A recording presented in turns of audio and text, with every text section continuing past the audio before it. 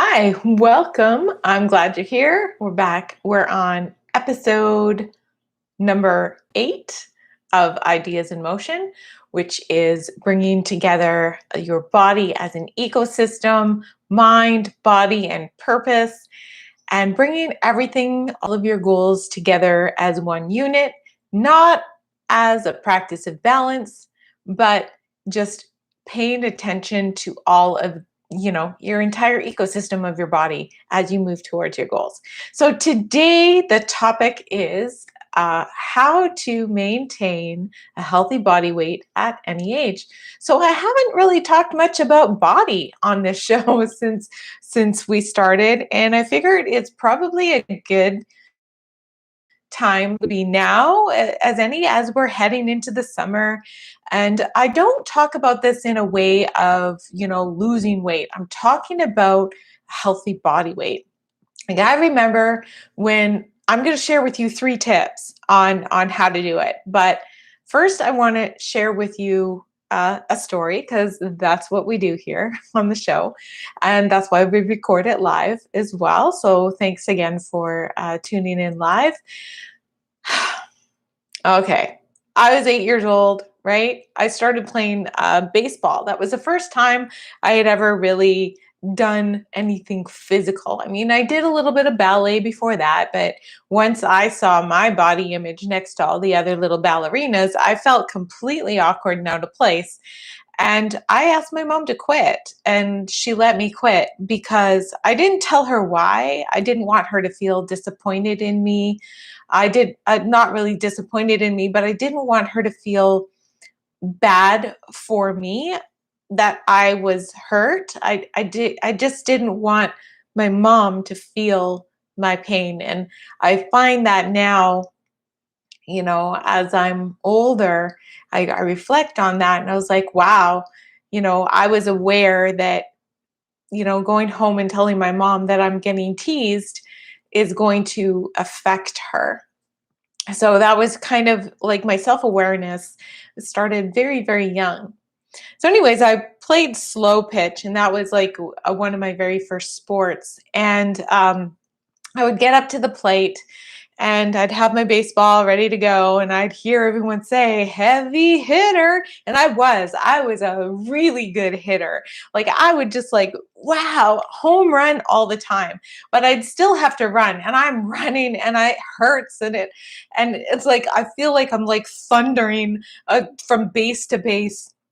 And it was horrible. I could hear in the distance, thunder thighs. I could hear them pretending to be an earthquake. Again, it's not a sport that I lasted in very long because it hurts. So I quit. And then I decided that, by the time I was 13, the place for me was the smoking pit. And so that was pretty easy, and I was always accepted. And even though I was, the bigger girl, the heavier girl, I found a place to fit, and I was liked and accepted. So I carried that on, the majority of my young adult life. I decided that that's the way I was built, and that's the way I was going to stay. I didn't worry about exercising. I didn't worry about eating right. I was happy just the way I was, and I was content. Um, so I became a mom at 23. I started caring a little bit more about my health when I became a mom. And that's when I started trying things like the cabbage soup diet, starving myself. Like, I would get up in the morning and I would take Jake for a walk, in his stroller, and just on a black coffee. I would drink this coffee and I would go for a long walk. And then by the time it was 4 o'clock in the afternoon, I'd be having my first meal, and I was so hungry. I'd be going for things that were like, not the best choices. I loved to have like deep fried fish and fries and stuff, and I would just gorge it up. And I'd be like, why am I not losing weight? I would do like these DVDs, like the Richard Simmons Sweating to the Oldies, and maybe I would do it once or twice, and I'd be like, this is just nuts. I'm not doing this. And so I just resorted to the fact that any type of activity or healthful lifestyle was just not me. It wasn't my cards. I wasn't that person. Uh, you know, I stayed that way for many years and I stayed very happy. I mean, I didn't loathe over it. I still had a good time. I still felt pretty. I still felt good, but then I would pass a mirror or go shopping for clothes and I wouldn't feel so good. It wasn't until I was about 26 or so that I started to have a lot of health problems. And unfortunately, I think that's when most of us start to act on, making better choices for our health is when we have a problem. It ended up, I had all these, hormone issues. I had, IBS and all that other stuff. But one of the biggest things I had was my gallbladder. I had to get my gallbladder removed, filled with stones. And so I remember when I was going into the operating room, there was this nurse. She was saying, "Oh, you're getting your gallbladder removed. You're going to be back on track in no time. It's a super surgery." And I said, "So how is life without a gallbladder?" And of course, I'm not asking it like that. I'm like, "So how is life without a gallbladder?" Because I'm being wheeled into the operating room, so I'm not all bubbly. She said, "Well, get ready to be, trying to lose weight your whole life and not being able to." She's like, "It is so hard. I gain weight in 5 minutes all the time and I can never get it back off." So I was like, huh, well, I already know how to do that. So no worries there. Then it was like after about 2 weeks after the gallbladder surgery, my doctor said, "Oh, you're doing great. Now you can eat anything you want. You're not going to have pain." And I what I'm hearing is now you can eat anything you want. We had this wedding that was coming up, my son's dad, and we were getting ready for the wedding. I went out and I picked this nice long emerald green dress. The store lady, she said, "You look so slim in that dress." And I'm like, "Yeah, I look slim in this dress," even though I was like, a little heavier because I had already been, starting the party of no worries about what I ate. So we went to the wedding and I had dinner and I had seconds. I had like dessert and I had seconds and thirds, and then I had wine. I had lots and lots and lots of wine. It was homemade and it was not like it was nonstop. So the next morning, I go into the A&W. We all went out for breakfast, the wedding party, and I walk in there and I'm just smelling like the breakfast smell at A&W. It's like you got coffee, you got eggs, you got grease, you got bacon. All of it is swirling around in my nose, and I was just like, I felt so sick. I had to go to the bathroom. So I'm in the bathroom and I'm shaking and I thought for sure I was going to die. Like I like literally could see the newspaper heading: "Woman dies in bathroom stall, leaves behind 2-year-old son. How sad." I thought for sure something had botched up in the surgery and something had gone wrong, but no, it was me that had botched everything up. I had gone way overboard, and so, since I prayed for my life in that stall that day, I decided that I was going to do something about it. Now, I didn't go jet set and say, "This is what I'm going to do. I'm going to do something about it." And everything was sunshine and roses. No, I didn't really know what to do. I remember my mom had saying that, walking is going to make you recover better.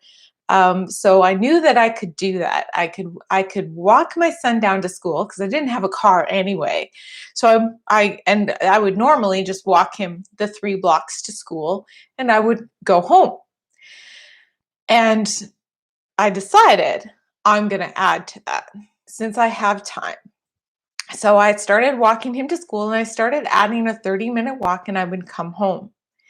And I started liking it. Actually, it gave me spots to like think and have alone time and self-care. It was after I dropped him off to school.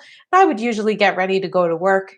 This is when I worked at a department store. Usually I would need to work at 11 to 2 or 11 to 3. And then I would go and get Jake from daycare. And then sometimes I would go for a walk in the evening as well. I'd bring him down to, there was a track not too far from our house, and I'd bring Jake down on his bike. He would ride where all the kids were allowed to ride in the center of the track, and I would do laps around the track for half an hour. I made it work, and I didn't really know why. Once the first 10 pounds dropped, I started to actually really believe that, you know, maybe I could do this. And then 20 pounds came off. And I was just like, have I been cheating myself? Can I really do this? I came to a point where I was able to measurably see progress. Every week I would go to my mom's to do the laundry. And every week I would run down her hall and I would go to the bathroom, and she always had the old rickety scale. It was the same scale that I stepped on when I was like 8 years old at home. It was the same one. They still had it. I'd pull it out and I'd weigh myself, and it was always going down. And it was so exciting and so thrilling. Within a year, I had dropped 60 pounds just by walking, just by making healthier food choices, not because I knew what to do, because I just started reaching for things that were more whole, less processed. I still had my McDonald's, I just had less of it. I still had all of my drinks, I just had less of them. And instead of cutting everything out, I just was focusing on cutting out some of the things and adding in some movement. I had no coach, I had no program, I had no diet pills, no supplements. I was so freaking proud that I did this all by myself, and terrified all at the same time, because I was like, this is just incredible. Like I don't know who this is on the outside, but I'm liking it. I mean, I was getting promoted easier. I was getting asked on dates, which never happened before. I was seeing on the scale, I was seeing numbers I hadn't seen on that same scale since I was like 8 years old playing baseball. I became slightly obsessed with the scale. I went and I bought my own so that I could see it go down every day instead of waiting weekly. And I would get on that scale like 8 or 6 or 10 times a day. Like I'm not even exaggerating. I would be upset when it was up 5 pounds at the end of the day, thinking that I had done something wrong that day. And I would make sure that I got on it buck naked first thing in the morning and see that the number had dropped again. So I'm sharing this part with you because this is a part that I found was the most. I had to really tap into my self-awareness of, who am I? Who is this new person? And how do I adjust to all of this new attention? I was getting great attention. And I was also getting attention that I was just like, are you kidding me right now? Like, no, I didn't lose a whole half of me. Like, I didn't lose a whole person. I'm still me. Yes, I lost weight. Like, people would see me and they would be so shocked, but nobody was more shocked than me. I mean, I didn't know I could do this until I did. So meanwhile, I'm getting all the compliments, and nobody knows that I'm counting my blueberries to make sure that I don't go over the target, because I have 3 sets of clothes, right? There's the skinny clothes and the medium clothes, and then there's the clothes that are just like, uh-oh, you can't go back there clothes. And if I would get into the medium clothes, I would start to freak out. I would start to eat less, because I knew that eating less and exercising more was how I got to where I was. And I kept hearing that I had to do it. I had not accepted the fact that I had changed my body and I needed to step into eating more athletically instead of just like taking it all away. I was terrified. It wasn't until I started running, actually, that I was able to get into a better relationship with this newfound body that I had and myself, and started trusting myself. And it wasn't because it was a harder, more intense exercise, and an exercise that I never, ever thought that I'd have my name and that word in the same sentence and me enjoying it ever in my life. What it did do is it was a sport that I was able to do, and I was able to do upon my own accountability. I could just get up and go, and I could focus on going the pace and the speed that I needed to go to progress. And I could see my progression. I could see my progression in the numbers of me going faster and further and getting better. I could see the strength. And those were not measured in the scale. So I could say bye bye to the scale and not worry about that number so much, but worry more about how I'm choosing to feed the athlete within. And little by little by little, I started to detach from always feeling the need to be on a diet. That actually kicked me out of being a healthy body weight a couple of times in the last 25 years that I've pretty much it hasn't really been 25 years. Geez, I'm 48. I was 27 when I got down to my healthiest body weight. And then I've maintained this healthy body weight. I mean, it goes up and down, right? Like, back into the between the middle clothes and the right hand side clothes, the ones that maybe you shouldn't, but there's things that fluctuate, different seasons that fluctuate. It doesn't mean like when you gain weight, a little bit of weight past your healthful body weight, it doesn't mean you've thrown in the towel, and it doesn't mean you've fallen off the wagon. There's no wagon to fall out of. It's a lot of times it can mean just a different season in your life, which I went on to learn that. So instead of focusing on that fluctuation, it's just focusing on a feeling. That's how you maintain a healthful body weight. And then I started becoming a fitness instructor. And again, it was another place that I could measure. I could measure the delivery. I could just use my body as a vehicle to help other people feel good about their bodies. And so that once I took the emphasis off myself and my body and started really thinking about what it's doing for me now in my 40s, later 40s, as I crash into, that next phase of the life, it's again, it's another hormonal fluctuation that you have to be aware that it's not necessarily anything that you're doing wrong. You're not bad. You're not eating bad food. You're not exercising. You just have to manage different levels of cortisol and stress a little bit differently. So it might mean a season of changing things in that. So I'm going to get on to the 3 things that really, really make maintaining maintaining a healthy body weight easier. So you gotta, and this is at any age. You choose an activity that fits in your current season that you can stick to without the accountability of anybody else. So many times I hear about this. I hear from people, and this isn't just in like your body, it's in like your business, it's in this, and it's like, I need an accountability buddy. Look in the mirror. This is something that when you choose an activity, it needs to be something that you at least like a little bit.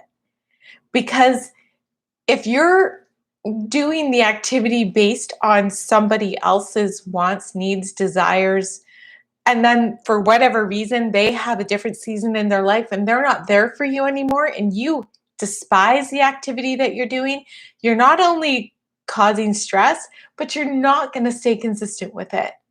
And so the stress and the cortisol spike is not good for hormonal health.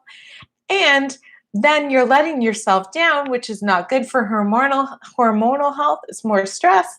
And then, of course, you slowly stop doing it. Number two is focus on smaller changes. Small changes lead to longer term success. Okay, so we're heading into summer right now as I'm recording this. And so things are going to change again. We're also, opening up from a pandemic. So things are changing. There's all kinds of change around. Your schedule might not be able to fit in a long workout. So find something that you really like, shorten the time span, get out there early and get it done. Get it done before everybody else is awake. Small changes amount to longer term success. Maybe you need to sign up for something. Maybe you need to, have a goal out there ahead of you. But I urge you not to make the goal a size. Make the goal a feeling, the smaller. Give yourself permission to feel those incremental changes as though you don't expect them to happen, as though, you know, it's going to be out there, but it comes to you as a great surprise, and feel what it feels like to be brand new and healthful in your body. Like, feel sexy, like, feel good. Number three, eat whole foods. That's it. Whole foods. You don't have to worry about these diets. You don't, like, I know that there's certain diets that work for certain people and there are certain phases, but just because so-and-so is on paleo and so-and-so is on keto and so-and-so is on this juicing, it doesn't mean that it's right for your body right now. In the long term, it might not be. I've gone through bouts where I've gone keto, great success, in had great success in phasing my diets. You might have remembered that I was talking about that a few years ago. But you know what? It doesn't work when you're training for a marathon. You could really mess up your hormones. You got to listen to the instructions of not only what the plan says, but also that fine print that says this might not be where you work right now. Check with your body, check with your doctor. You have to check in with number one, and that is you. You have to feel good. If you're going to push your body to exercise, you got to feel good, not drained. You want this to give you energy, not suck the life out of you. So eat whole foods, less processed, period. So if it grows, I have this little saying, right? If it grows in the ground, runs around, or comes in a tree, it can be in me. Now, I know that leaves a lot of things for discussion, right? But here's the thing. If it doesn't come in a package and it's one ingredient, you know that your body's going to recognize it. I did a whole food guide to this or whatever on obesogens and the hormone disruptors that preservatives cause. Like, we can't get away from some of them. Like, I'm not immune. There's things I like for my skin. There's things, like the vaccine, that's a whole other topic. There's things that you get to choose what you're going to do.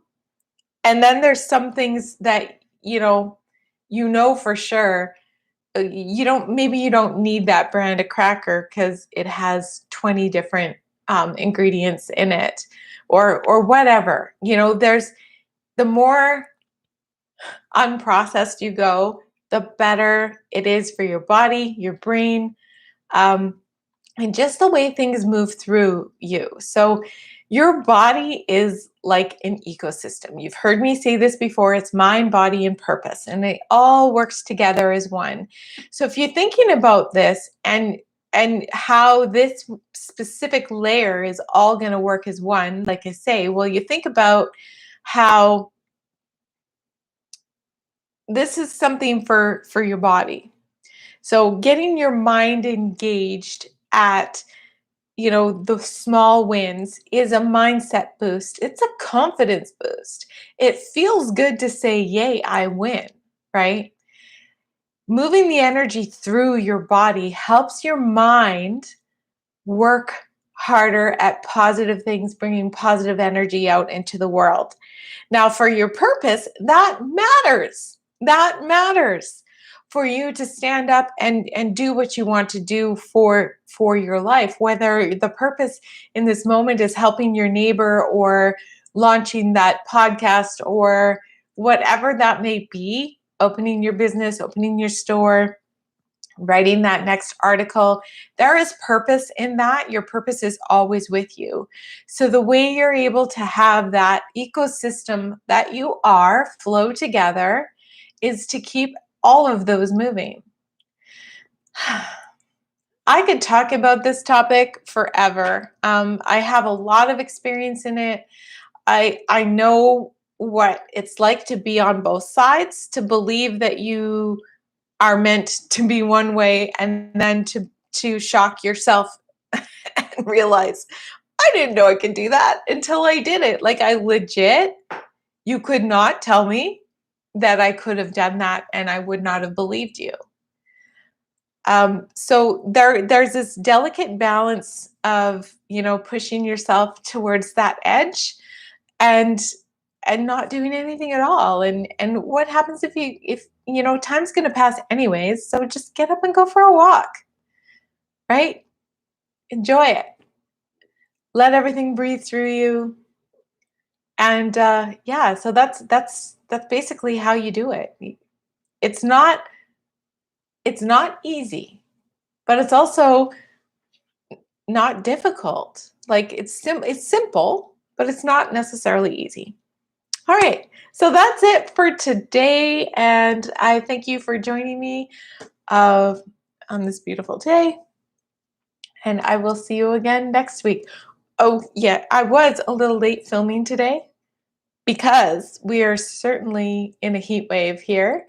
So I had to adjust my calendar to meet the heat wave. Which means I'm a little behind, but I'm not behind because I'm going to gain the time back later on in the day. But needed to get my dog out for a walk before it got hot, which kind of made everything kind of move back a layer. So that's all. Okay, here we are. Take care. I'll see you again next week.